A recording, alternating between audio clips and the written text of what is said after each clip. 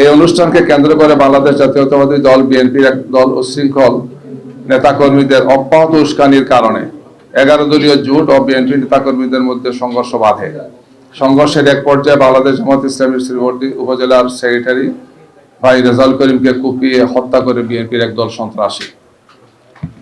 আপনারা জানেন যে গতকালকে এবং গত প্রায় এক সপ্তাহ থেকেই অনেকগুলো দুঃখজনক ঘটনা ঘটেছে। এর মধ্যে বিশেষ করে গতকালকের ঘটনাটি, যেটি শেরপুরের দুপুর 3টার দিকে, বেলা 3টার দিকে ঘটনা ঘটেছে। আমরা সেটা নিয়ে আজকে মূলত প্রেস ব্রিফিং করবো, বিস্তারিত আপনাদেরকে বলবো। এছাড়াও আরো কিছু বিষয় আছে, আমাদের অন্যান্য দলের যারা আছেন তারা কিছু কথা বলবেন। আমরা আপনাদের সামনে সেই লিখিত বক্তব্য এখানে পেশ করছি।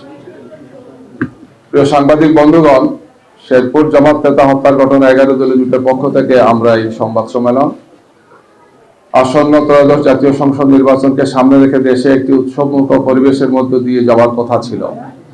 জুলাই বিপ্লবের পরে দেশের রাষ্ট্র কাঠামো ও রাজনৈতিক সংস্কৃতির পরিবর্তন সাধনের মাধ্যমে রাজনৈতিক দলগুলোর মধ্যে পারস্পরিক শ্রদ্ধাবোধ, সহমর্মিতা ও সহযোগিতার পরিবেশ বজায় থাকার কথা ছিল। কিন্তু গতকাল 28শে জানুয়ারি শেরপুরের ঝিনাইগাতি উপজেলায় ঘটে যাওয়া ঘটনা সেই উৎসবমুখর পরিবেশকে ম্লান করে দিয়েছে। উপজেলা প্রশাসনের আয়োজনে ঝিনাইগাতি ও শ্রীবর্দী উপজেলা সংশ্লিষ্ট নির্বাচনী আসনের প্রার্থীদের নিয়ে ইশতেহার ঘোষণা অনুষ্ঠান আয়োজন করা হয়। সেখানকার স্থানীয় প্রশাসনী আয়োজনটা করেছিলেন। ঘটনার সূত্রপাত হয়েছিল সাংবাদিক বন্ধুগণ এভাবে। আপনারা জানেন যে ঝিনাইগাতি এবং শ্রীবর্দী উপজেলা মিলে শেরপুর 3 আসন। গতকাল দুপুর 2:30 শেরপুরের ঝিনাইগাতি স্টেডিয়ামে শেরপুর 3 আসনের সহকারী রিটার্নিং কর্মকর্তার উদ্যোগে সকল প্রার্থীর ইশতেহার প্রকাশ অনুষ্ঠান ছিল। যথারীতি জামাত এবং 11 দলীয় জোটের প্রার্থী নুরুজ্জামান বাদল, যিনি আবার আমাদের সেই জেলার সেক্রেটারিও, নেতাকর্মীদের নিয়ে যথাসময়ে অনুষ্ঠান স্থলে উপস্থিত হন এবং অনুষ্ঠান স্থলে আসন গ্রহণ করেন। বিএনপি প্রার্থী মাহমুদুল হক রুবেল তার সমর্থক কর্মীরা সেখানে আসেন, কিন্তু অনেক বিলম্ব করে তারা এখানে আসেন।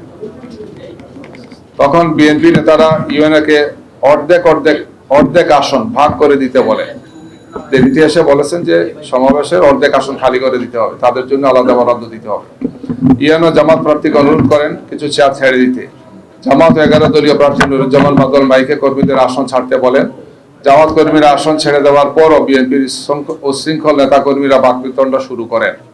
সেই সাথে ওই আসনের বিএনপি প্রার্থী মাহমুদুল হক রুবেল, বিএনপি নেতা আব্দুল হান্নান সহ বিএনপির উচ্ছৃঙ্খল নেতা কর্মীরা অব্যাহত উস্কানি দিতে থাকেন। এতে বিএনপি নেতা কর্মীরা হাতাহাতি এবং সংঘর্ষে লিপ্ত হয়। এই দুইজনের উস্কানির কারণে, অন্য নেতাদের উস্কানির কারণে। এই অবস্থায় পুলিশ প্রশাসন বিএনপি নেতা কর্মীদের নিবৃত্ত না করে বরং নিষ্ক্রিয় দর্শকের ভূমিকা পালন করে। অগ্রযাত্রা প্রতিদিন নির্ভীক প্রত্যয়ে উজ্জীবিত।